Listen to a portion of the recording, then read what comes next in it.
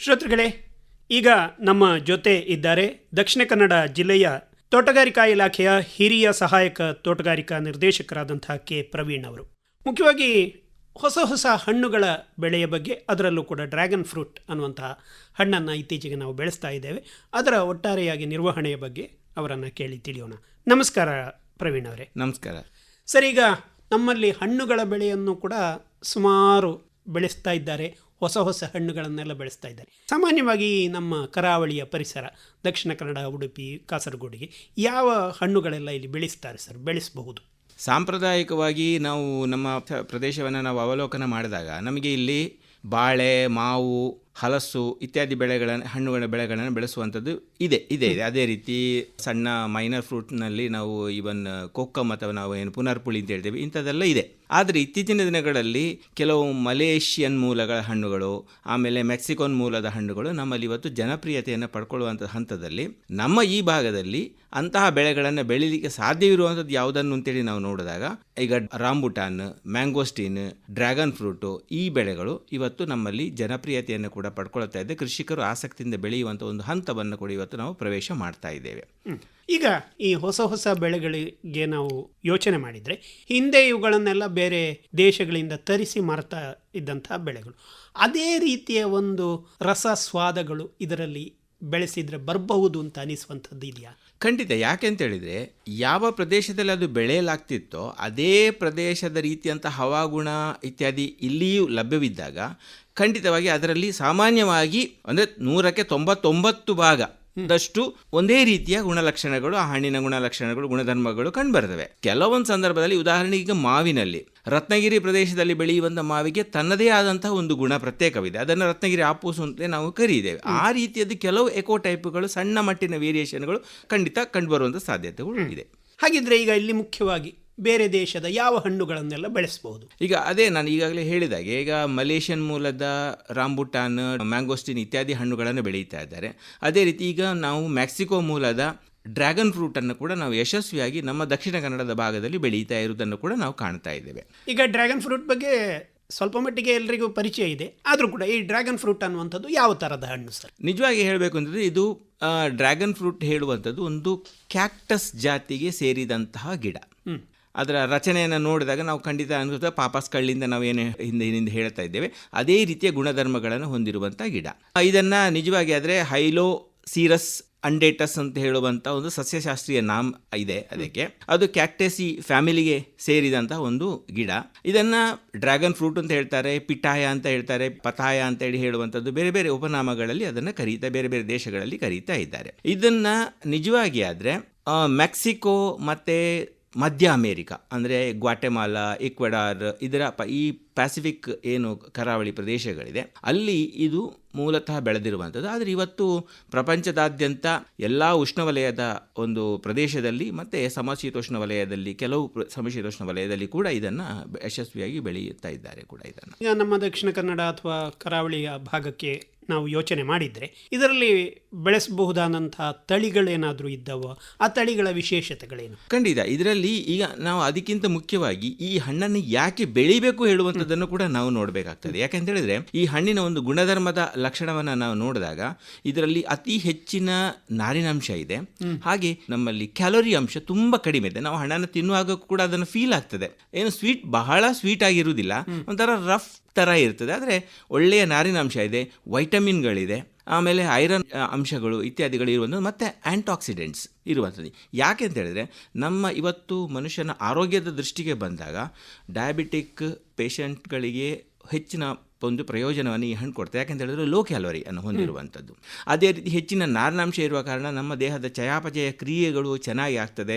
ಅದೇ ರೀತಿ ಅದರಲ್ಲಿರುವಂತಹ ಆ್ಯಂಟಾಕ್ಸಿಡೆಂಟ್ಸ್ ಇಂದ ನಮ್ಮ ದೇಹದ ಗಟ್ ಪ್ರದೇಶ ಅಂತ ನಾವು ಏನು ಈಸೋಫೇಗಸ್ ಅಥವಾ ಇದನ್ನು ಹೇಳುತ್ತೇವೆ, ಇಲ್ಲಿರುವಂಥ ಅನೇಕ ಬ್ಯಾಕ್ಟೀರಿಯಾಗಳ ಒಂದು ಪುನರ್ಜೀವನಕ್ಕೆ ಅವುಗಳು ಹೆಲ್ಪ್ ಮಾಡ್ತವೆ. ಅದೇ ರೀತಿ ಇದರಿಂದಾಗಿ ಕೋಲನ್ ಕ್ಯಾನ್ಸರ್ನಂತಹ ಕೆಲವು ದೀರ್ಘಕಾಲೀನ ರೋಗಗಳಲ್ಲಿ ಕೂಡ ಸ್ವಲ್ಪ ಮಟ್ಟಿಗೆ ಗುಣಪಡಿಸುವಂಥದ್ರಲ್ಲಿ ಈ ಹಣ್ಣಿನ ಒಂದು ಪಾತ್ರ ಇದೆ ಅಂತ ಹೇಳುವಂಥದ್ದು ರಿಸರ್ಚ್ ಮೂಲಕ ಕಂಡುಕೊಂಡಿದ್ದಾರೆ. ಸೊ ಇಷ್ಟೆಲ್ಲ ಪ್ರಯೋಜನ ಇದ್ದಾಗ ನಮ್ಮ ಭಾಗದಲ್ಲಿ ಇದನ್ನು ಬೆಳಲಿಕ್ಕೆ ಆಗ್ತದೆ. ಯಾಕಂತ ಹೇಳಿದ್ರೆ ಅದೇ ರೀತಿಯಾದಂಥ ಒಂದು ಹವಾಮಾನ ಮತ್ತು ಇಲ್ಲಿಯ ಮಣ್ಣಿನ ಗುಣಧರ್ಮಗಳು ಇತ್ಯಾದಿ ಇರುವ ಕಾರಣ ನಾವು ಬೆಳೀಲಿಕ್ಕೆ ಸಾಧ್ಯ ಇದ್ದಾಗ ಇರುವಂಥ ಅವಕಾಶವನ್ನು ನಾವು ಯಶಸ್ವಿಯಾಗಿ ಬೆಳಿಬಹುದು ಹೇಳುವಂಥದ್ದು ಒಂದು.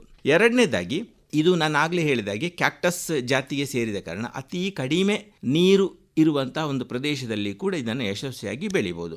ನಮ್ಮದು ಈ ಭಾಗದಲ್ಲಿ ನೋಡಿದರೆ ಸುಮಾರಷ್ಟು ಕಲ್ಲು ಮಣ್ಣು ಇರುವಂಥ ಜಾಗಗಳು ಇವತ್ತು ಹಾಳು ಬಿದ್ದುಕೊಂಡು ಇದೆ, ಇನ್ನೂ ಕೂಡ ಕೃಷಿಗೆ ಉಪಯೋಗ ಮಾಡಿಲ್ಲ.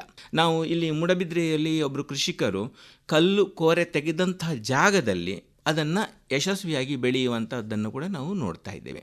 ಸೊ ಈ ರೀತಿಯಾಗಿ ಯಾವ ಭೂಮಿಯಲ್ಲಿ ನಾವು ಅದನ್ನು ಸಾಮಾನ್ಯ ಕೃಷಿ ಪ್ರದೇಶದಲ್ಲಿ ಉಪಯೋಗ ಮಾಡ್ತಿಲ್ಲ ಅಂತಲ್ಲಿ ಕೂಡ ಈ ಬೆಳೆಯನ್ನು ಬೆಳಿಬೋದು. ಇಷ್ಟೆಲ್ಲ ಈ ಒಂದು ಇದಿರುವ ಕಾರಣ ಯಾವುದಲ್ಲಿ ಇದರಲ್ಲಿ ತಳಿಗೆ, ಈಗ ನೀವು ಕೇಳಿದಾಗೆ ತಳಿಗಳು ಯಾವ್ಯಾವುದು ಇದೆ ಅಂತ ಹೇಳಿ ಬಂದಾಗ ನಾವು ಸಾಮಾನ್ಯವಾಗಿ ಇಲ್ಲಿ 3 ರೀತಿಯ ಒಂದು ಹಣ್ಣುಗಳ ತಳಿಗಳನ್ನು ನಾವು ವೈವಿಧ್ಯತೆಯಲ್ಲಿ ಹೇಳ್ಬೋದು. ಒಂದನೇದಾಗಿ ಏನು ಅಂತ ಹೇಳಿದ್ರೆ, ಸಿಪ್ಪೆ ಕೆಂಪಾಗಿರ್ತದೆ ಆದರೆ ಒಳಗೆ ತಿರುಳು ಬಿಳಿ ಬಣ್ಣದಿರ್ತದೆ, ಒಂದು ಇದೇ ರೀತಿ. ಅದೇ ರೀತಿ ಸಿಪ್ಪೆ ಕೆಂಪಿದ್ದುಕೊಂಡು ಒಳಗೆ ತಿರುಳು ಕೂಡ ಕೆಂಪು ಬಣ್ಣ ಇರುವಂಥದ್ದನ್ನು ಕೂಡ ನಾವು ನೋಡ್ತೇವೆ.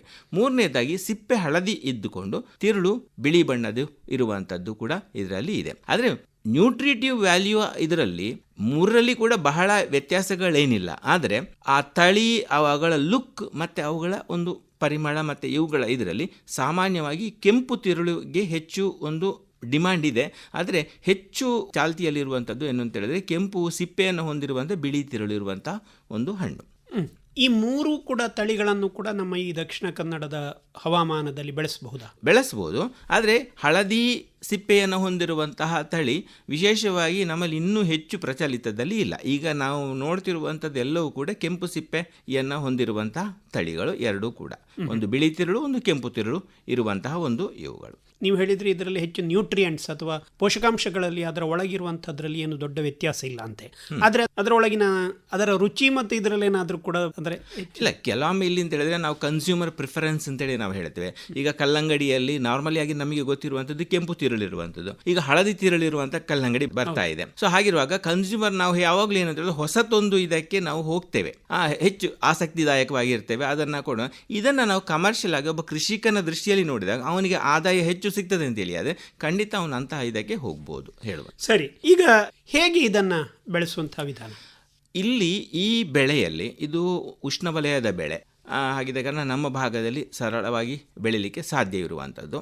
ಅದೇ ರೀತಿ ಅದರ ಒಂದು ಬೆಳೆಯ ಅವಶ್ಯಕತೆಯನ್ನು ನೋಡಿದಾಗ ಸಾಮಾನ್ಯವಾಗಿ ಏರಿಡ್ ಝೋನ್ ಅಂತ ಹೇಳ್ತೇವೆ, ಶುಷ್ಕ ವಾತಾವರಣ ಇರುವಂಥದ್ದು, ಸ್ವಲ್ಪ ಮಟ್ಟಿಗೆ ಮಳೆ ಬೀಳುವಂಥ ಇತ್ಯಾದಿಗಳು.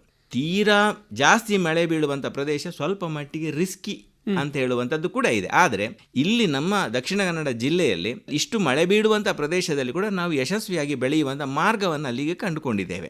ಸೊ ಇದು ಒಂದು. ಇದರಲ್ಲಿ ಯಾವ ರೀತಿ ಇದನ್ನು ಬೆಳೆಯಬಹುದು ಅಂತ ಹೇಳಿ ನೋಡುವಾಗ ನಮಗೆ ಬೀಜದಿಂದ ಸಹ ಬೆಳೀಲಿಕ್ಕೆ ಅವಕಾಶಗಳಿದೆ. ಆದರೆ ಸಾಮಾನ್ಯವಾಗಿ ನಾವು ಇಲ್ಲಿ ಬೆಳೆಯುವಂಥದ್ದು ಕಮರ್ಷಿಯಲ್ ಆಗಿ ಇದು ಹೋದಾಗ ಕಟ್ಟಿಂಗ್ಸ್ಗಳಿಂದ ನಾವು ಬಲಿತ ಕಾಂಡಗಳನ್ನು ಉಪಯೋಗ ಮಾಡಿಕೊಂಡು ಬೆಳಿತೀವಿ. ಯಾಕಂತ ಹೇಳಿದ್ರೆ ಸುಲಭದಲ್ಲಿ ಸಿಗ್ತದೆ, ಬೇಗನೆ ನಮಗೆ ಬೆಳವಣಿಗೆ ಕೂಡ ಆಗ್ತದೆ.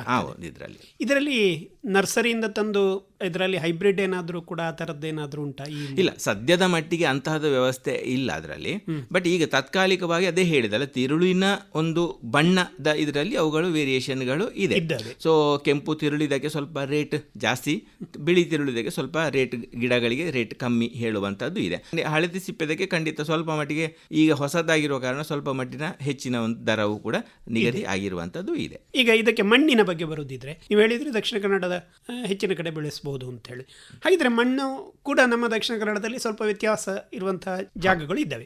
ಯಾವ್ಯಾವ ಮಣ್ಣಿನಲ್ಲೆಲ್ಲ ಇದನ್ನು ಬೆಳೆಸಬಹುದು? ಇದು ಕ್ಯಾಕ್ಟಸ್ ಜಾತಿಗೆ ಸೇರಿದ್ದು ಅಂತೇಳಿ ಆಗುವಾಗ ಯಾವಾಗಲೂ ಕೂಡ ಅದೇನು ಅಂತ ಹೇಳಿದ್ರೆ ಈ ಮರುಭೂಮಿ ಅಥವಾ ಕಡಿಮೆ ಮಳೆ ಬೀಳುವಂಥ ಪ್ರದೇಶ, ಹೆಚ್ಚು ಬಿಸಿಲಿರುವಂಥ ಪ್ರದೇಶ, ಇಂತಹ ಪ್ರದೇಶದಲ್ಲಿ ಸೂಕ್ತವಾದಂಥ ಬೆಳೆ. ಹಾಗಿರುವಾಗ ನಮ್ಮ ಭಾಗದಲ್ಲಿ ನಾವು ಜಾಸ್ತಿ ನೀರಿರುವಂಥ ಪ್ರದೇಶವನ್ನು ಇದರಲ್ಲಿ ಅವಾಯ್ಡ್ ಮಾಡಬೇಕು. ಎಲ್ಲಿದ್ದರೆ ಈಗ ತಗ್ಗು ಗದ್ದೆ ಪ್ರದೇಶಗಳು ಇತ್ಯಾದಿಗಳನ್ನು ನಾವು ಅವಾಯ್ಡ್ ಮಾಡುವಂಥದ್ದು ಬಹಳ ಒಳ್ಳೆಯದು. ಯಾಕೆಂತ ಹೇಳಿದ್ರೆ ಬೆಳೆದ ನಂತರ ಮುಂದೆ ಬರುವಂತಹ ಪರಿಣಾಮಗಳನ್ನು ನಾವು ಎದುರಿಸಬೇಕು.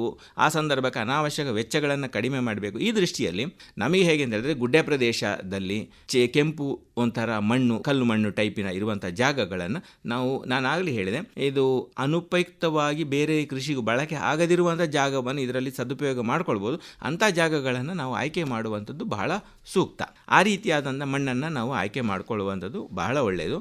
ಮತ್ತು ಈಗಾಗಲೇ ನಮ್ಮ ಈ ಈ ಒಂದು ಪ್ರದೇಶದಲ್ಲಿ ಜಾಸ್ತಿ ಮಳೆ, ವರ್ಷಕ್ಕೆ ನಮಗೆ ಸಾಧಾರಣ 3500 4000 ಮಿಲಿಮೀಟರ್ ಮಳೆ ಬೀಳುವಂಥ ಒಂದು ಅವಕಾಶ ಇರುವ ಕಾರಣ ನಾವು ಈ ಬೆಳೆಯನ್ನು ಬೆಳೀಬೇಕಾದ್ರೆ ಏರು ಮಡಿ ಮಾಡಿ ನಾವು ಬೆಳೆಸಬೇಕಾದದ್ದು ತೀರಾ ಅತ್ಯಗತ್ಯವಾದಂಥ ಒಂದು ವಿಚಾರ. ನೀರಿನ ಹರಿಯುವಿಕೆ. ಹೌದು, ನೀರಿನ ಹರಿಯುವಿಕೆ ಮತ್ತೆ ಬುಡದ ಬದಿಗೆ ನೀರು ತಗಲೇಬಾರದು, ಅದೇ ರೀತಿಯನ್ನು ನಾವು ಮಾಡ್ಕೊಳ್ಳುವಂಥದ್ದು ಮಾಡಬೇಕು. ಸರಿ, ಈಗ ಇದನ್ನ ಬೆಳೆಸುವ ಬಗ್ಗೆ ಬರುದಿದ್ರೆ ನೀವು ಹೇಳಿದ್ರಿ ಇದನ್ನ ಬೀಜದಿಂದಲೂ ಮಾಡಬಹುದು, ಕಾಂಡದನ್ನ ತೆಗೆದುಕೊಂಡು ಮಾಡಬಹುದು. ಹೌದು, ಅದರಲ್ಲಿ ಈಗ ಎರಡನೇ ವಿಧಾನ ಅನುಕೂಲ ಅಂತ ಹೇಳಿ. ಅಂತ ಸಂದರ್ಭದಲ್ಲಿ ಯಾವ ರೀತಿಯಲ್ಲಿ ಅದನ್ನ ಮಾಡುವಂಥದ್ದು? ಸಾಮಾನ್ಯವಾಗಿ ಒಂದು 15-30 ಸೆಂಟಿಮೀಟರ್ ಅಂದರೆ ಅರ್ಧ ಅಡಿಯಿಂದ 1 ಅಡಿ ಉದ್ದ ಇರುವಂಥ ಬಲಿತ ಕಾಂಡಗಳನ್ನು ನಾವು ಆಯ್ಕೆ ಮಾಡ್ಕೊಳ್ಳಿ. ಎಳೆಯ ಕಾಂಡಗಳನ್ನು ನಾವು ಬಳಕೆ ಮಾಡಿದರೆ ನಮಗೆ ಇಳುವರಿ ಸಿಗುವುದಿಲ್ಲ, ಸರಿಯಾದ ರೀತಿ ಸಿಗುವುದಿಲ್ಲ. ಬಲಿತ ಕಾಂಡಗಳನ್ನು ಆಯ್ಕೆ ಮಾಡ್ಕೊಳ್ಬೇಕಾಗ್ತದೆ.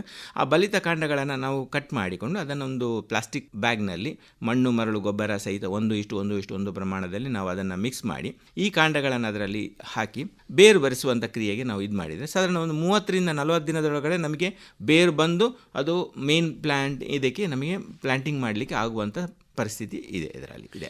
ಯಾವ ಸಮಯ ಇದಕ್ಕೆ ಸೂಕ್ತ ಅನ್ನುವಂಥದ್ದು ಏನಾದರೂ ಉಂಟಾ? ಸಾಮಾನ್ಯವಾಗಿ ಮಳೆಗಾಲದ ಪ್ರಾರಂಭದಲ್ಲಿ ನಾಟಿ ಮಾಡುವಂಥದ್ದಕ್ಕೆ ಹೋಗುವಂಥದ್ದು ಬಹಳ ಒಳ್ಳೆಯದು. ಯಾಕೆಂತ ಹೇಳಿದ್ರೆ ನೈಸರ್ಗಿಕವಾಗಿ ಬರುವಂತಹ ಒಂದು ಅವಕಾಶವನ್ನು, ನೀರಿನ ಅವಕಾಶವನ್ನು ನಾವು ಬಳಕೆ ಮಾಡ್ಕೊಳ್ಬೋದು. ಇಲ್ಲ ಅಂತ ಹೇಳಿದ್ರೆ ಮಳೆಗಾಲ ಕಳೆದ ನಂತರ ನಾವು ನಾಟಿ ಮಾಡುವಾಗ ಸೆಪ್ಟೆಂಬರ್ನ ಟೈಮ್ನಲ್ಲಿ ನಾಟಿ ಮಾಡಿದರೆ ಮುಂದೆ ಬರುವಂಥ ಮಳೆಯಲ್ಲಿ ಅವುಗಳನ್ನು ಕೂಡ ಬಳಕೆ ಮಾಡ್ಕೊಳ್ಳಿಕ್ಕೆ ಆಗ್ತದೆ. ಅದೇ ತೀರಾ ಲೇಟ್ ನಾಟಿ ಮಾಡುವಂಥದ್ದು ಅಷ್ಟೊಂದು ಒಳ್ಳೆಯದಲ್ಲ. ಅದು ಈಗ ನೀವು ಬೇರು ಬರಿಸುವಂತಹ ಒಂದು ಪ್ರಕ್ರಿಯೆಯನ್ನು ಮಾಡಿದ ಮೇಲೆ ಮುಂದೆ ಅದನ್ನು ನೆಡುವಂಥ, ನಾಟಿ ಮಾಡುವಂಥ ವ್ಯವಸ್ಥೆಗಳು ಯಾವ ಥರ? ಇದಕ್ಕೆ ಹೇಗೆ ಅಂತ ಹೇಳಿದರೆ ಇದು ನೇರವಾಗಿ ಒಂದು ಕಾಂಡದಿಂದ ಬರುವಂಥ ರೀತಿ ಇದಲ್ಲ. ಇದಕ್ಕೆ ಹೇಗೆ ಅಂತ ಹೇಳಿದ್ರೆ ಬಳ್ಳಿಯ ಟೈಪ್ನಲ್ಲಿ ಒಂದರ ಮೇಲೆ ಹರಡಿಕೊಂಡು ಹೋಗುವ, ಆಧಾರದ ಮೇಲೆ ಹರಡಿಕೊಂಡು ಹೋಗುವಂಥ ಬೆಳೆ ಗಿಡ. ಹಾಗಾಗಿ ನಾವು ಈ ಟ್ರೆಲ್ಲಿಸ್ ಮತ್ತು ಪೋಲ್ಸ್ಗಳನ್ನು ಉಪಯೋಗ ಮಾಡಿಕೊಂಡು ಇದನ್ನು ಬೆಳೆಯಬೇಕಾಗ್ತದೆ. ಅದು ಬಹಳ ಒಂದು ಸೂಕ್ತವಾದಂಥ ವಿಧಾನ ಕೂಡ ಹೌದು. ಸಾಮಾನ್ಯವಾಗಿ 2 ಮೀಟ್ರ್ ಎತ್ತರದ ಸಿಮೆಂಟ್ ಕಂಬಗಳನ್ನು ಒಳಗಡೆ ಕಬ್ಬಿಣದ ರಾಡ್ ಹಾಕಿ ಸಿಮೆಂಟ್ ಕಂಬಗಳನ್ನು ಮಾಡಿ ಅದರ ಮೇಲ್ಗಡೆ ಚೌಕಾಕಾರ ಇರ್ಬೋದು ಅಥವಾ ವೃತ್ತಾಕಾರದಲ್ಲಿ ಇರುವಂಥ ಒಂದು 4 ಅದಕ್ಕೆ ಆಧಾರ ರೂಪದಲ್ಲಿ ಸಿಗುವಂಥ ರೀತಿಯಲ್ಲಿ ಇವುಗಳನ್ನು ಮಾಡಿಕೊಂಡು ಇದನ್ನು ನಾವು ಮಾಡಬೇಕಾಗ್ತದೆ. ಈಗ ಇದಕ್ಕೆ ಎಷ್ಟು ಅಂತರ ಕೊಡಬೇಕು ಅಂತೇಳಿ ಬಂದಾಗ ಸಾಮಾನ್ಯವಾಗಿ ಒಂದು ಸಾಲಿನಲ್ಲಿ 3-4 ಮೀಟರ್ ಅಂತರ ಕೊಟ್ಟರೆ ಸಾಲಿನಿಂದ ಸಾಲಿಗೆ 3 ಮೀಟರ್ ಅಂತರದಲ್ಲಿ ನಾವು ಇದನ್ನು ನೆಡಬೇಕಾಗುವಂಥದ್ದು ಮಾಡಬೇಕಾಗ್ತದೆ. ಸೊ ಇದರಲ್ಲಿ ಸುಮಾರು ಸಾಧಾರಣ 30-40 ಸೆಂಟಿಮೀಟರ್ ಆಳದ ಒಂದು ಗುಣಿಯನ್ನು ಮಾಡಿಕೊಂಡು, ಅಂದರೆ ಸಾಮಾನ್ಯವಾಗಿ 2 ಅಡಿ ಆಳದ ಗುಣಿಯನ್ನು ಮಾಡಿ ಅದರಲ್ಲಿ ಈ ಕಂಬವನ್ನು ನಾವು 30-40 ಸೆಂಟಿಮೀಟರ್ ಆಳದಲ್ಲಿ ಇದನ್ನು ಊರಬೇಕಾಗ್ತದೆ. ಊರಿ ಭದ್ರಪಡಿಸ್ಕೊಳ್ಬೇಕು. ಭದ್ರಪಡಿಸ್ಕೊಂಡ ನಂತರ ಇದರಲ್ಲಿ ಕಂಬದ 4 ಬದಿಗೆ 4 ಗಿಡಗಳನ್ನು, ಬೇರು ಬರಿಸಿದ ಗಿಡಗಳನ್ನು ನಾವು ನಾಟಿ ಮಾಡ್ಬೋದು. ಅದನ್ನು ಆಗಲೇ ಹೇಳಿದೆ, ಏರು ಮಡಿ ಮಾಡಿಕೊಳ್ಳುವಂಥದ್ದು ಬಹಳ ಅತ್ಯಗತ್ಯವಾದಂಥದ್ದು. ಏರು ಮಡಿಯಲ್ಲಿ ಅದನ್ನು ಮಡಿಯ ಮೇಲ್ಬದಿಯಲ್ಲಿ 4 ಬದಿಗೆ 4 ಗಿಡಗಳನ್ನು ನಾವು ಹಾಕಿ ಮಾಡ್ಬೋದು. ಇದರಲ್ಲಿ ಮೊದಲು ಈ ಮಣ್ಣನ್ನು ಸಿದ್ಧ ಮಾಡಿಕೊಳ್ಳುವಾಗ ಇದಕ್ಕೆ ಯಾವುದಾದ್ರೂ ರೀತಿಯ ಗೊಬ್ಬರವನ್ನು ನೀಡಬೇಕಾದಂಥ ಅಗತ್ಯ ಇದೆಯಾ? ಖಂಡಿತ. ಇದಕ್ಕೆ ಅಂತ ಹೇಳಿದ್ರೆ ಸಾಮಾನ್ಯವಾಗಿ ಒಂದು ಕಂಬಕ್ಕೆ ಅಂದರೆ 4 ಭಾಗ ಗಿಡಗಳ ಇದಕ್ಕೆ ಸಾಮಾನ್ಯವಾಗಿ 10-15 kg ಸಾವಯವ ಗೊಬ್ಬರ, ಕಾಂಪೋಸ್ಟ್ ಅಥವಾ ನಾವು ಏನು ಹೇಳ್ತೇವೆ ಫಾರ್ಮ್ ಯಾರ್ಡ್ ಮೆನ್ಯೂರ್ ಅಂತ ಹೇಳ್ತೇವೆ, ಇದನ್ನು ನಾವು ಬಳಕೆ ಮಾಡಬೇಕಾಗ್ತದೆ. ಸೊ ಮಡಿ ಪ್ರಿಪರೇಷನ್ ಮಾಡುವ ಹಂತದಲ್ಲಿ ಈ ಗೊಬ್ಬರವನ್ನು ಕೊಡುವಂಥದ್ದು ಹಾಕಿ ಅದರ ನಂತರ ಶುರುವಿಗೆ ಕಂಬವನ್ನು ಊರಿ ಮತ್ತು ಗೊಬ್ಬರವನ್ನು ಇತ್ಯಾದಿಗಳನ್ನು ಕೊಟ್ಟು ಗಿಡವನ್ನು ನೆಡುವಂಥದ್ದು ಮಾಡ್ಕೊಳ್ಬೋದು ಅಲ್ಲಿ. ಈಗ ಒಂದು ಸಲ ಈ ಥರ ಒಂದು ಮಾಡಿದ ಮೇಲೆ ನಂತರ ನೀರಿನ ಅದಕ್ಕೆ ಅಗತ್ಯ ಬೀಳ್ತದ ಹೇಗೆ? ಖಂಡಿತ ನೀರಿನ ಅಗತ್ಯತೆ ಖಂಡಿತ ಇದೆ. ಯಾಕಂತ ಹೇಳಿದ್ರೆ ಇಲ್ಲಿ ನಾವು ಮಳೆಗಾಲ ಪೂರ್ವದಲ್ಲಿ ನಾಟಿ ಮಾಡಿದಾಗಿದ್ರೆ ಮಳೆಗಾಲದಲ್ಲಿ ಬರುವಂಥ ಸಮಯದಲ್ಲಿ ನೀರಿನ ಅವಶ್ಯಕತೆ ಇಲ್ಲದಿದ್ದರೂ ಕೂಡ ಎಳೆಯ ಗಿಡಗಳಿಗೆ ನಂತರದ ಸಮಯದಲ್ಲಿ ನೀರಿನ ಅವಶ್ಯಕತೆ ಬೇಕೇ ಬೇಕಾಗ್ತದೆ. ಹಾಗಾಗಿ ಅವುಗಳಿಗೆ ಬೇಕಾದಂಥ ನೀರಿನ ವ್ಯವಸ್ಥೆಯನ್ನು ಮಾಡ್ಕೊಳ್ಬೋದು. ಇಲ್ಲಿ ಡ್ರಿಪ್ ಇರಿಗೇಷನ್ ಅನ್ನು ಮಾಡಿಕೊಂಡಾಗ ಬಹಳ ಯಶಸ್ವಿಯಾಗಿ ಬಹಳ ಒಳ್ಳೆಯ ರೀತಿಯಲ್ಲಿ ನೀರಿನ ನಿರ್ವಹಣೆಯನ್ನು ನಾವು ಮಾಡಿಕೊಳ್ಳಿಕ್ಕೆ ಸಾಧ್ಯ ಆಗ್ತದೆ.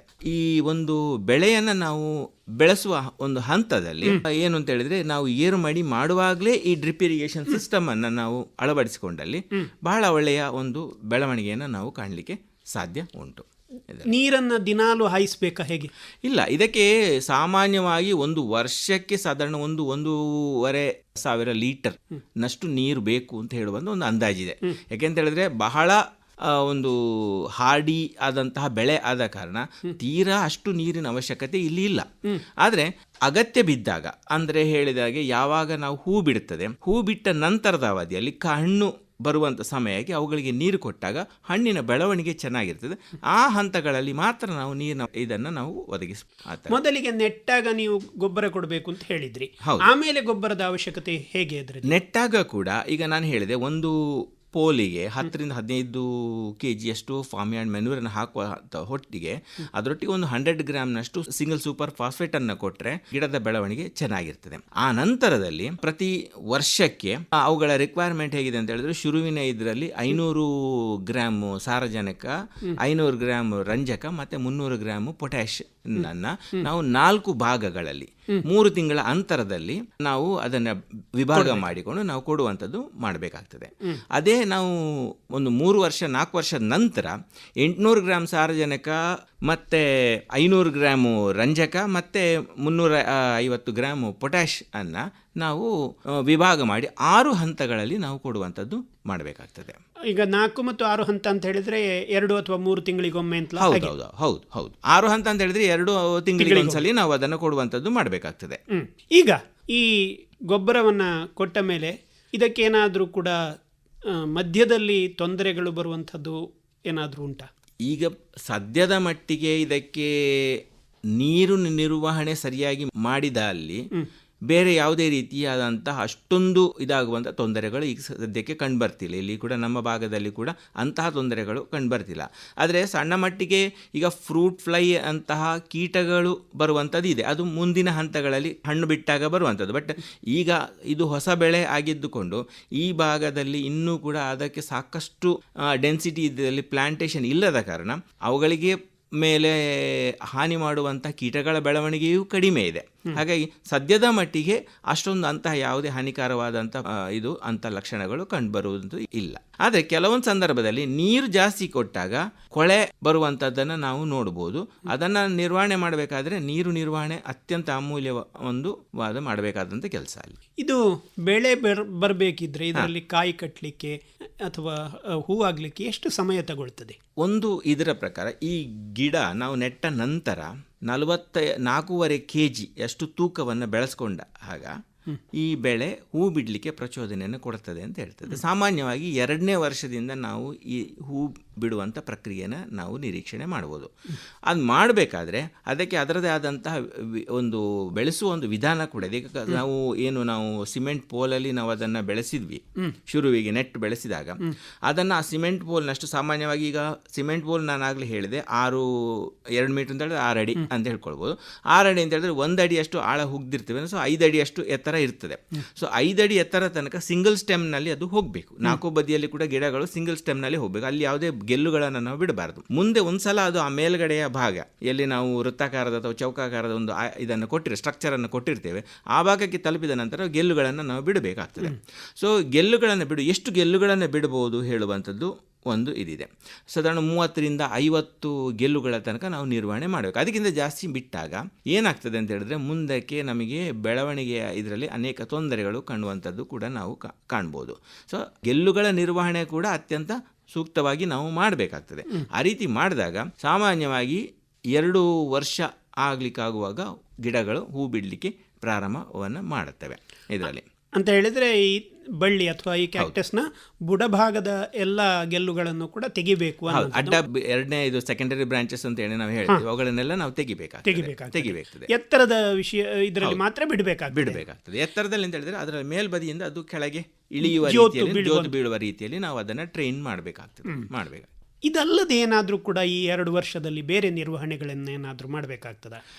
ಆ ನಿರ್ವಹಣೆ ಮಾಡುವ ಅಂಥದ್ದು ಅಂತ ಹೇಳಿದ್ರೆ ಈಗ ಇದು ಸಾಮಾನ್ಯವಾಗಿ ಈಗ ಹೂ ಬಿಡುವ ಹಂತ ಸಾಮಾನ್ಯವಾಗಿ ನಮಗೆ ಮಳೆಗಾಲದಲ್ಲಿ ಪ್ರಾರಂಭ ಆಗ್ತದೆ. ಜೂನ್ನಿಂದ ಅಕ್ಟೋಬರ್ ತನಕದ ಅವಧಿಯಲ್ಲಿ ಹೂ ಬಿಡುವ ಅಂತ. ಇದನ್ನು ನಾವು ಸಾಧಾರಣವಾಗಿ ಇದಕ್ಕೆ ಒಂದು ಹೆಸರು ಕೂಡ ಇದೆ ಈ ಗಿಡಕ್ಕೆ. ಏನು ಅಂತೇಳಿದರೆ ಹೊನೊಲುಲು ಕ್ವೀನ್ ಅಂತೇಳಿ ಹೇಳುವಂಥ ಹೆಸರು. ಯಾಕೆಂದರೆ ಇದು ಮಧ್ಯರಾತ್ರಿ ಹೂವನ್ನು ಅರಳಿಸ್ತದೆ. ಮಧ್ಯರಾತ್ರಿ ಅರಳಿಸ್ತದೆ. ಸೊ ಇದಕ್ಕೆ ಪಾಲಿನೇಟರ್ಸ್ ಏನಿದಾವೆ ಅಂತ ಹೇಳಿದ್ರೆ ನಮ್ಮ ನ್ಯಾಚುರಲ್ ಆಗಿ ಬಾವಲಿ ಇರ್ಬೋದು ಅಥವಾ ಪತಂಗಗಳು ಇತ್ಯಾದಿ ಇರ್ಬೋದು. ಇನ್ನು ಬೆಳಿಗ್ಗೆ ಆಗುವಾಗ ಕೆಲವೊಮ್ಮೆ ನಮ್ಮ ಜೇನುನೊಣಗಳು ಕೂಡ ಪಾಲಿನೇಷನ್ ಅನ್ನು ಮಾಡ್ತವೆ. ಸೊ ಇದು ಆ ಒಂದು ಸಸ್ಯ ಬೆಳವಣಿಗೆಯ ಹಂತ, ನಾವು ಅದನ್ನು ಅರ್ಥ ಮಾಡ್ಕೊಳ್ಬೇಕಾಗ್ತದೆ. ಸೊ ಈ ಹಂತದಲ್ಲಿ ಹೂ ಬಿಡುವ ಹಂತದಲ್ಲಿ ನಾವು ಹೂ ಬಿಡುವಂಥದ್ದು ಕೂಡ ಏನಾಗ್ತದೆ ಅಂತ ಹೇಳಿದ್ರೆ ಜೂನ್ ಅಂತ ಹೇಳಿದ್ರೆ ಮಳೆಗಾಲ ಪ್ರಾರಂಭ ಆದ ನಂತರ ಬಿಡುವ ಕಾರಣ ಅದಕ್ಕಿಂತ ಮೊದಲು ಸಾಕಷ್ಟು ಸ್ಟ್ರೆಸ್ ಇರ್ತದೆ, ಯಾಕೆಂದರೆ ನೀರಿನ ಒತ್ತಡ ಇರ್ತದೆ. ಸೊ ನೀರಿನ ಒತ್ತಡ ಇದ್ದಾಗ ವಿಪರೀತವಾಗಿ ಕೆಲವೊಮ್ಮೆ ಹೂಗಳನ್ನು ಬಿಡುವಂಥದ್ದು. ಸೊ ಆ ರೀತಿ ವಿಪರೀತ ಹೂ ಬಿಟ್ಟಾಗ ನಾವು ಆ ಹೂಗಳನ್ನು ತೆಗೆಯುವಂಥದ್ದು ಕೂಡ ನಾವು ಮಾಡಬೇಕಾಗ್ತದೆ. ಇಲ್ಲ ಅಂತ ಹೇಳಿದ್ರೆ ಹಣ್ಣುಗಳ ಗಾತ್ರ ಮತ್ತು ಕ್ವಾಲಿಟಿಯಲ್ಲಿ ನಮಗೆ ತೊಂದರೆ ಬರುವಂಥದ್ದು ಕೂಡ ಇರ್ತದೆ ಶುರುವಿನ ಇದರಲ್ಲಿ. ನಂತರದಲ್ಲಿ ಏನಾಗ್ತದೆ, ಈಗ ನಂತರ ನವಂಬರ್, ಸೆಪ್ಟೆಂಬರ್, ಇದು ಜುಲೈ, ಆಗಸ್ಟ್, ಸೆಪ್ಟೆಂಬರ್ನಾಗೆ ನಂತರ ಹೂ ಬಿಡುವಂಥ ಇವುಗಳಲ್ಲಿ ಅಷ್ಟೊಂದು ತೊಂದರೆ ಬರುವುದಿಲ್ಲ. ಪ್ರಾರಂಭದಲ್ಲಿ ಅದನ್ನು ನಾವು ಗಮನಿಸಿಕೊಟ್ಟು ಮಾಡಬೇಕಾಗ್ತದೆ. ಈಗ ಮೊದಲಿಗೆ 2 ವರ್ಷದ ನಂತರ ನಾವು ಅದರಲ್ಲಿ ಹೂ ಬಿಡ್ತದೆ ಅಂತ ಹೇಳಿದ್ರಿ. ಆ ವರ್ಷ ಸಾಮಾನ್ಯವಾಗಿ ಎಷ್ಟು ಕಾಯಿಗಳು ಹೇಗೆ ಕಟ್ತವೆ? ಸಾಮಾನ್ಯವಾಗಿ ಈಗ 2ನೇ ವರ್ಷದಲ್ಲಿ ಗಿಡ 1 ಹೆಕ್ಟೇರ್ ಅಥವಾ 2.5 ಎಕರೆ ಪ್ರದೇಶದಿಂದ ಸಾಧಾರಣ 1.5 ಲಕ್ಷದಷ್ಟು ಆದಾಯ ನಿರೀಕ್ಷಣೆ ಮಾಡಬಹುದು ಅಂತ ಇದೆ. ಸರಿಯಾದ ರೀತಿ ನಾವು ಅದನ್ನು ಪ್ರಾರಂಭದಿಂದ ನಾವು ನಿರ್ವಹಣೆ ಮಾಡಿಕೊಂಡಿದ್ದಾಗ ಮಾತ್ರ. ಇಲ್ಲಾಂತ ಹೇಳಿದ್ರೆ ನಾವು ಶುರುವಿಗೆ ಅದನ್ನು ಸರಿಯಾಗಿ ಬೆಳೆಸಲಿಲ್ಲ ಅಂತ ಹೇಳಿದ್ರೆ ನಾವು ಅಷ್ಟು ನಿರೀಕ್ಷಣೆ ಮಾಡುವಂಥದ್ದು ಸಾಧ್ಯ ಇಲ್ಲ. ಸೊ ಸಾಮಾನ್ಯವಾಗಿ 3 ವರ್ಷದ ನಂತರ ಇದರಲ್ಲಿ 2.5 ಎಕರೆ ಪ್ರದೇಶಕ್ಕೆ ಸಾಧಾರಣ 12ರಿಂದ 15 ಟನ್ನಷ್ಟು ನಾವು ಇಳುವರಿಯನ್ನು ನಿರೀಕ್ಷಣೆ ಮಾಡಲಿಕ್ಕೆ ಸಾಧ್ಯ ಇದೆ. ಇದನ್ನು ಈ ಕಾಯಿ ಕಟ್ಟಿದ ಮೇಲೆ ನಂತರ ದೊಡ್ಡದಾಗುವ ಮಧ್ಯದಲ್ಲಿ ಸಾಮಾನ್ಯವಾಗಿ ಯಾವುದೇ ತೊಂದರೆ ಇಲ್ಲ ಹೇಳಿದ್ರಿ, ಆದರೂ ಕೂಡ ಯಾವುದಾದ್ರೂ ವಿಶೇಷ ರೀತಿಯ ಕಾಳಜಿ ಏನಾದರೂ ವಹಿಸಬೇಕಾಗ್ತದೆ ಕಾಯಿ ದೊಡ್ಡದಾಗುವಾಗ? ಹೌದು, ಕಾಯಿ ದೊಡ್ಡದಾಗುವಾಗ ಅಂತ ಹೇಳಿದರೆ ಈ ಕಾಯಿಯ ಒಂದು ಲಕ್ಷಣಗಳು ಎಪಿಯರೆನ್ಸ್ನ ಮೇಲೆ ಮಾರುಕಟ್ಟೆಯಲ್ಲಿ ದರ ನಿಗದಿ ಆಗುವಂಥದ್ದು. ಹಾಗಿದ್ದಾಗ ಪಕ್ಷಿಗಳು ಹಾನಿ ಮಾಡುವಂಥದ್ದು ಇತ್ಯಾದಿಗಳು ಸಂದರ್ಭ ಬರ್ಬೋದು. ಅದಕ್ಕೆ ಬೇಕಾಗಿ ನಾವು ಒಂದು ಹತ್ತಿಯ ಬಟ್ಟೆ ಚೀಲವ ರೀತಿ ಮಾಡಿಕೊಂಡು ಆ ಕಾಯಿಗಳನ್ನು ನಾವು ಅದರ ಒಳಗಡೆ, ಹತ್ತಿಯ ಚೀಲದ ಒಳಗಡೆ ಹಾಕಿ ಅದನ್ನು ನಾವು ರಕ್ಷಣೆ ಮಾಡುವಂಥದ್ದು ಅತ್ಯಂತ ಅವಶ್ಯಕ. ಅದನ್ನು ನಾವು ಮಾಡಬೇಕಾಗ್ತದೆ. ಒಂದು. ಎರಡನೇದು, ಆ ರೀತಿ ಮಾಡಿಕೊಂಡಾಗ ಮತ್ತೆ ನಾನು ಆಗಲೇ ಹೇಳಿದೆ, ಆ ಗಿಡದಲ್ಲಿ ಎಷ್ಟು ಕಾಯಿಗಳನ್ನು ಹಿಡಿಬೇಕು ಹೇಳುವಂಥದ್ದು ಕೃಷಿಕರು ತಮ್ಮ ಅನುಭವದ ಆಧಾರದ ಮೇಲೆ ನಾವು ಅದನ್ನು ಇದು ಮಾಡ್ಕೊಳ್ಳಿ. ಯಾಕಂದರೆ ಆ ಗಿಡದ ಬೆಳವಣಿಗೆ ಮತ್ತು ಅದ್ರ ಎಷ್ಟು ಕಾಯಿ ಹಿಡಿದಾಗ, ಯಾಕೆಂದರೆ ಹೇಳಿದ್ರೆ ಗಿಡದ ಬೆಳವಣಿಗೆ ಸಾಕಷ್ಟಿಲ್ಲ, ಆದರೆ ಕಾಯಿ ಜಾಸ್ತಿ ಬಂದಿದೆ ಅಂದರೆ ಕಾಯಿಯ ಇದು ಏನು ಸೈಜ್ ಮತ್ತು ಇವುಗಳು ವೇರಿಯೇಷನ್ಗಳು ಬರ್ತವೆ.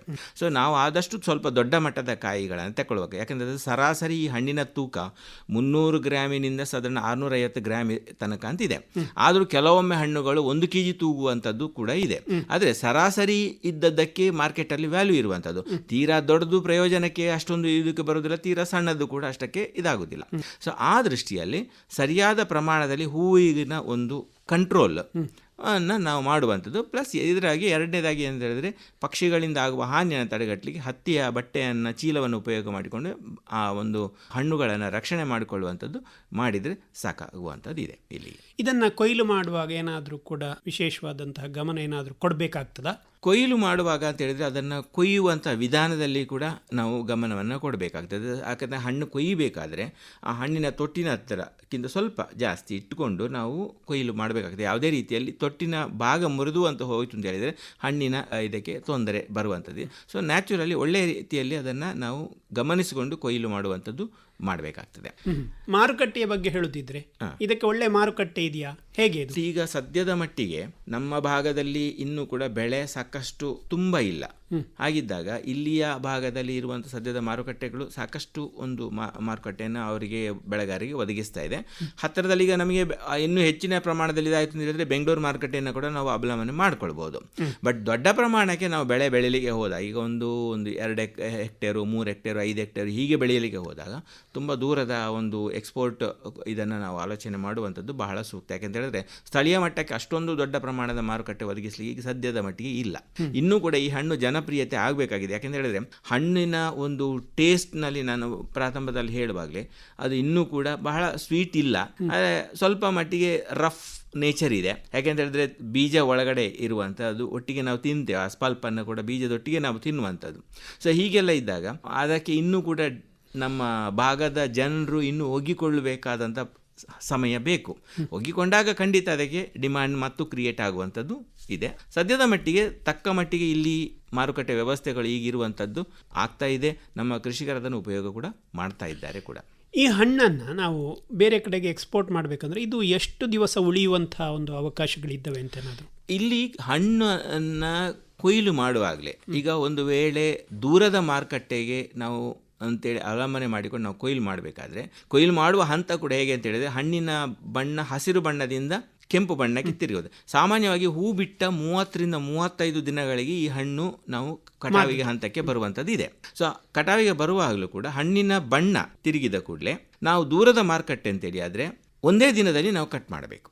ಅದೇ ಸ್ಥಳೀಯ ಮಾರುಕಟ್ಟೆ ಅಂತ ಹೇಳಿದ್ರೆ ಹಣ್ಣಿನ ಬಣ್ಣ ತಿರುಗಿದ 3ರಿಂದ 4 ದಿನಕ್ಕೆ ನಂತರ ನಾವು ಅದನ್ನು ಕಟ್ ಮಾಡಿ ನಾವು ಸ್ಥಳೀಯ ಮಾರುಕಟ್ಟೆಗೆ ಪೂರೈಕೆ ಮಾಡ್ಕೊಳ್ಬೋದು. ಈ ಒಂದು ಎಚ್ಚರಿಕೆಯನ್ನು ನಾವು ತಗೊಂಡು ಮಾಡಬೇಕಾಗ್ತದೆ. ಇನ್ನು ಕೆಲವೊಂದು ಸ್ಟಡಿಗಳಾಗಿದೆ, ಸಾಮಾನ್ಯವಾಗಿ ಒಂದು 15 ದಿನದ ತನಕ ಯಾವುದೇ ರೀತಿಯ ವ್ಯವಸ್ಥೆಗಳಿಲ್ಲದೆ ನಾರ್ಮಲ್ ಟೆಂಪರೇಚರ್ಗಳಲ್ಲಿ ಕೂಡ ಈ ಹಣ್ಣು ಉಳಿಯುತ್ತದೆ ಹೇಳುವಂಥದ್ದು. ಇನ್ನು ರೆಫ್ರಿಜರೇಟೆಡ್ ಕಂಡೀಷನಲ್ಲಿ ಅದಕ್ಕಿಂತ ಜಾಸ್ತಿ ಪ್ರಮಾಣದಲ್ಲಿ 30 ದಿನ ತನಕ ಉಳಿಸ್ಕೊಳ್ಳುವಂಥ ವ್ಯವಸ್ಥೆಗಳು ಕೂಡ ಆಗಿದೆ. ಬಟ್ ಇದರ ಬಗ್ಗೆ ತುಂಬ ಹೆಚ್ಚಿನ ಅಧ್ಯಯನ ಕೂಡ ಆಗಿ ಸ್ಟ್ಯಾಂಡರ್ಡೈಸೇಷನ್ ಆಗುವಂಥದ್ದು ಅವಶ್ಯಕತೆ ಇದೆ. ಅದಿನ್ನೂ ಕೂಡ ಆಗಬೇಕಾದಂತಹ ವಿಚಾರಗಳು. ಕೆಲವು ಹಣ್ಣುಗಳೆಲ್ಲ ತುಂಬ ಹೆಚ್ಚು ಬೇಡಿಕೆ ಇರುವಂಥದ್ದು ಅದರ ಜ್ಯೂಸ್ ಅಥವಾ ಇಂಥದ್ದು ಮಾಡೋದ್ರಿಂದ, ಇದನ್ನು ಆ ಥರ ಜ್ಯೂಸ್ ಅಥವಾ ಬೇರೆ ಏನಾದರೂ ಇದದ್ದು ಮಾಡುವಂಥದ್ರ ಬಗ್ಗೆ ಏನಾದರೂ ಕೂಡ ಇದು ನಡೆಸಿದ್ದಾರಾ ಅಧ್ಯಯನ? ಇಲ್ಲಿ ಮೇಜರ್ ಆಗಿ ನಾವು ಹೇಳಬೇಕು ಅಂತ ಹೇಳಿದ್ರೆ ಇದನ್ನು ರಾಮ್ ಆಗಿ ತಿನ್ನುವಂಥದ್ದು ಇರುವಂಥದ್ದು. ಯಾಕೆಂದರೆ ಅದರ ಹಣ್ಣನ್ನು ಕಟ್ ಮಾಡಿ ಪಲ್ಪನ್ನು ನಾವು ಸ್ಕೂಪ್ ಮಾಡಿ ತೆಗೆದು ಅದನ್ನು ಕಟ್ ಮಾಡಿ ತಿನ್ನುವಂಥದ್ದು ಮೇಜರ್ ಇರುವಂಥದ್ದು.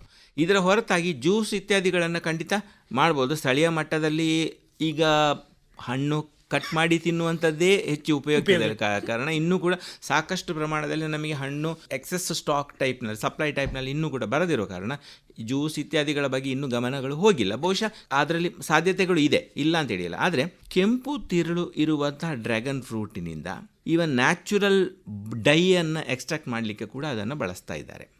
ನ್ಯಾಚುರಲ್ ಡೈ ಎಕ್ಸ್ಟ್ರಾಕ್ಟ್ ಮಾಡಲಿಕ್ಕೆ, ಕೆಂಪು ಬಣ್ಣದ ಡೈಯನ್ನು ಎಕ್ಸ್ಟ್ರಾಕ್ಟ್ ಮಾಡಲಿಕ್ಕೆ ಕೂಡ ಬಳಸ್ತಾ ಇದ್ದಾರೆ. ಸೊ ಆ ಒಂದು ದೃಷ್ಟಿಕೋನಗಳಲ್ಲಿ ಕೂಡ ಮುಂದಿನ ದಿನಗಳಲ್ಲಿ ನಾವು ಆಲೋಚನೆಯನ್ನು ಮಾಡ್ಬೋದು. ಸೊ ಕಮರ್ಷಿಯಲ್ ಆಗಿ ಬೇರೆ ಒಂದು ಇದಕ್ಕೆ ಕೂಡ ಫುಡ್ ಪ್ರಾಡಕ್ಟ್ ಆಗಿ ಅದನ್ನು ಬಳಸ್ಕೊಳ್ಳುವಂಥ ರೀತಿಯಲ್ಲಿ ಆಲೋಚನೆ ಮಾಡ್ಬೋದು. ಈಗ ಇದು 2 ವರ್ಷದಲ್ಲೇ ಫಲ ಕೊಡಲಿಕ್ಕೆ ಪ್ರಾರಂಭ ಆದರೆ ಇದರ ಫಲ ಜಾಸ್ತಿ ಎಷ್ಟು ವರ್ಷಗಳವರೆಗೆ ಬರಬಹುದು ಅಂತ ಏನಾದರೂ? ಇದು ಒಂದು ಪೆರಿನಿಯಲ್ ಕ್ರಾಪ್, ಬಹುವಾರ್ಷಿಕ ಬೆಳೆ. 20 ವರ್ಷಗಳ ತನಕ ನಾವು ಇಳುವರಿಯನ್ನು ತಗೊಳ್ಳುವಂಥ ಅವಕಾಶಗಳು ಇದೆ ಅಂತ ಹೇಳುವಂಥದ್ದು ನಾವು ಇದರಲ್ಲಿ ಕಂಡು ಬಂದಿರುವಂಥದ್ದು ಅಧ್ಯಯನದಲ್ಲಿ. ಮತ್ತು ಈಗ ಬೇರೆ ದೇಶಗಳಲ್ಲಿರುವಂಥ ಕಮರ್ಷಿಯಲ್ ಕಲ್ಟಿವೇಷನ್ನಲ್ಲಿ ಇದು ಕಂಡು ಬಂದಿದೆ. 20 ವರ್ಷಗಳ ತನಕ ನಾವು ಒಳ್ಳೆಯ ಆದಾಯವನ್ನು ಪಡ್ಕೊಳ್ಬಹುದು ಅಂತ ಹೇಳುವಂಥದ್ದು. ಈಗ ಈ ಹಣ್ಣನ್ನು ಬೆಳೆಸುವ ಜೊತೆಗೆ ಇದರ ಮಧ್ಯೆ ಇಂಟರ್ ಕ್ರಾಪ್ ಆಗಿ ಅಥವಾ ಇದನ್ನು ಬೇರೆಯದರ ಜೊತೆಗೆ ಬೆಳೆಸುವಂತಹ ಅವಕಾಶಗಳೆಲ್ಲಾದರೂ ಅಧ್ಯಯನ ಮಾಡಿದ್ದುಂಟಾ? ಆ್ಯಕ್ಚುಲ್ ಆಗಿ ನಾವು ತುಂಬ ಕ್ಲೋಸ್ ಸ್ಪೇಸಿಂಗಲ್ಲಿ ಕೊಡ್ತೇವೆ. ಯಾಕಂತ ಹೇಳಿದ್ರೆ 3 ಮೀಟ್ರ್ ಅಂತರದಲ್ಲಿ ನಾವು ಇದನ್ನು ಬೆಳೆಸುವಂಥ ಹಂತಕ್ಕೆ ಬಂದಾಗ ಮತ್ತು ಆ ಒಂದು ಗಿಡದ ಬೆಳವಣಿಗೆಯಲ್ಲಿ ಕೂಡ ಏನು ಅಂತ ಹೇಳಿದ್ರೆ ನಾವು ಟ್ರೆಲೀಸ್ನ ಮೂಲಕ ನಾವು ಪೋಲ್ ಆ್ಯಂಡ್ ಟ್ರೆಲೀಸ್ನ ಮೂಲಕ ನಾವು ಅದನ್ನು ಬೆಳೆಸಿದಾಗ ಸಾಕಷ್ಟು ಸಂಖ್ಯೆಯಲ್ಲಿ ಎಗ್ಗೆ ಗೆಲ್ಲುಗಳನ್ನು ನಾವು ಕೊಡ್ತೇವೆ. 30ರಿಂದ 50 ಗೆಲ್ಲುಗಳನ್ನು ಕೊಡುವಂಥ ಸಂದರ್ಭಕ್ಕೆ ಅಲ್ಲಿ ಹೋದಾಗ ಅಲ್ಲಿ ಮಧ್ಯದಲ್ಲಿ ಸಾಕಷ್ಟು ಅಂತರ ಕಡಿಮೆ ಇರ್ತದೆ. ಹಾಗಾಗಿ ಬೇರೆ ರೀತಿಯ ಅಂದರೆ ಬಹುವಾರ್ಷಿಕವಾಗಿ ಬೆಳೆಯುವಂತಹ ಯಾವುದೇ ಅಂತರ ಬೆಳೆಯನ್ನು ನಿರೀಕ್ಷಣೆ ಮಾಡುವಂಥದ್ದು ಕಷ್ಟ. ತರಕಾರಿಗಳನ್ನು ರೀತಿಯಲ್ಲಿ ಸಣ್ಣ ಮಟ್ಟಿನ ಎಲ್ಲಿ ತಗ್ಗು ಮಟ್ಟದಲ್ಲಿ ಬೆಳೆಯುವಂಥದ್ದು ಸಾಧ್ಯ ಇದೆ, ಅವುಗಳನ್ನು ನಾವು ಬಳಕೆ ಮಾಡ್ಕೊಳ್ಬೋದು. ಅದು ಕೂಡ ಪ್ರಾರಂಭದ 1-2 ವರ್ಷಗಳಲ್ಲಿ ಮಾಡಲಿಕ್ಕೆ ಸಾಧ್ಯ ಉಂಟು. ಬಟ್ ಆ ನಂತರದಲ್ಲಿ ಸ್ವಲ್ಪ ಮಟ್ಟಿಗೆ ಕಷ್ಟವೇ. ಯಾಕಂತ ಹೇಳಿದ್ರೆ ಮಧ್ಯಂತರವಾಗಿ ನಾವು ಅನೇಕ ಕೆಲಸಗಳನ್ನು ಮಾಡಬೇಕಾಗಿ ಬರ್ತದೆ. ಯಾಕಂತ ಹೇಳಿದ್ರೆ ಮಳೆಗಾಲದಲ್ಲಿ ಕಟಾವು ಮಾಡುವಂಥದ್ದು, ಹೂ ಬರುವಂಥದ್ದು ಇತ್ಯಾದಿ ಎಲ್ಲ ಕೆಲಸಗಳು ಮಧ್ಯಂತರ ಆಗುವ ಕಾರಣ ನಾವು ಮಧ್ಯ ಭಾಗದಲ್ಲಿ ಕೂಡ ನಾವು ಆ ಒಂದು ಪ್ರದೇಶವನ್ನು ಬಳಕೆ ಮಾಡುವಂಥದ್ದು ಆಗ್ತಾ ಇರ್ತದೆ. ಮುಂದಿನ ಹಂತಗಳಲ್ಲಿ ಸ್ವಲ್ಪ ಕಷ್ಟ, ಪ್ರಾರಂಭದ ಹಂತದಲ್ಲಿ ಮಾಡ್ಬೋದು. ಒಟ್ಟಾರೆಯಾಗಿ ಹೇಳುವುದಿದ್ರೆ ಈ ಡ್ರ್ಯಾಗನ್ ಫ್ರೂಟ್ನ ಒಂದು ಬೆಳೆಯಲ್ಲಿ ರೈತರ ದೃಷ್ಟಿಯಿಂದ ನಾವು ಯೋಚನೆ ಮಾಡುವುದಿದ್ರೆ ಯಾವ ರೀತಿಯಲ್ಲಿ ಇದನ್ನು ಅವರು ತೊಡಗಿಸಿಕೊಳ್ಬೋದು? ಒಂದು ನಾವು ಅರ್ಥ ಮಾಡ್ಕೊಳ್ಬೇಕು, ಇದೊಂದು ನಮ್ಮ ಭಾಗದಲ್ಲಿ ಪ್ರಾರಂಭದಿಂದ ಅಂದರೆ ಪರಂಪರಾಗತವಾಗಿ ಇದ್ದಂಥ ಬೆಳೆ ಅಲ್ಲ. ಇದು ಹೊರಗಿನಿಂದ ಬಂದಂಥ ಬೆಳೆ.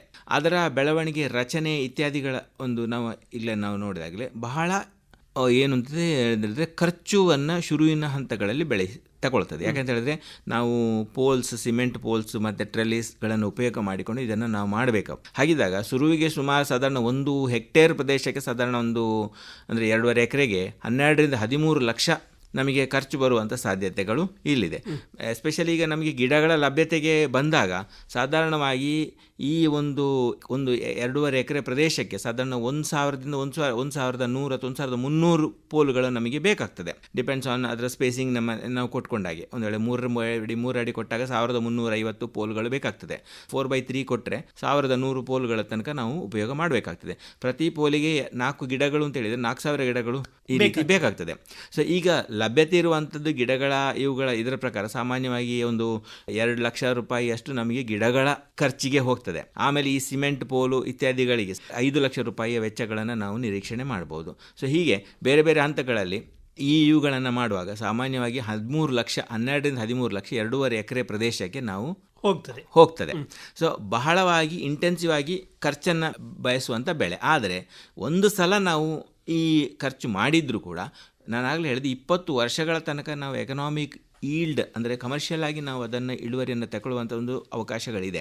ಸೊ ಹಾಗಾಗಿ ನಾವೇನು ಅಂತ ಹೇಳಿದ್ರೆ ಬೆಳೆಯ ಈಗಿನ ಇದರ ಪ್ರಕಾರ ಮಾರುಕಟ್ಟೆ ಅಧ್ಯಯನದ ಪ್ರಕಾರ 80 ರೂಪಾಯಿ ಒಂದು ಕೆಜಿಗೆ ರೀತಿಯಲ್ಲಿ ಸಾಮಾನ್ಯವಾಗಿ ಇಲ್ಲಿ ನಮಗೆ ನಾವು ನೋಡಿದರೆ 100ರಿಂದ 150 200 ರೂಪಾಯಿ ತನಕವೂ ಇದೆ.